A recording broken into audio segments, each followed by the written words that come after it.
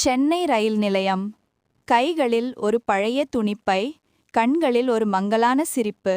அந்த மூதாட்டி ஒருவரை தேடி வந்தார். அம்மா, எங்க போகணும்?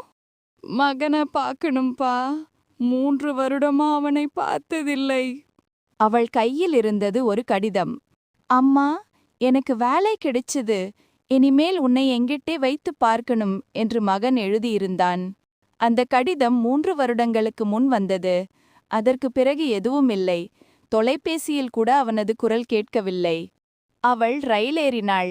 மகனின் முகம் மனசில் தோன்றியது. அவன் வசிக்கும் அட்ரஸை கேட்டு தேடி வந்தாள். அவளுக்கு திறந்தது ஒரு கதவு. ஆனால் அதில் மற்றொரு முகம். அம்மா, அந்த ஆள் வேற ஊருக்கு போயிட்டாராம். அவள் சற்று நிலை தடிமாறினாள். அவளது கண்களில் கண்ணீர் வழிந்தது.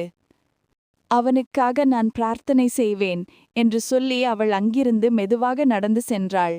அந்த நொடி கடும் காற்று வீசியது. காகிதம் பறந்தது. அவள் அதை பிடிக்க முயன்றாள், ஆனால் முடியவில்லை. அந்த கடிதம் வானத்தில் பறந்தது போல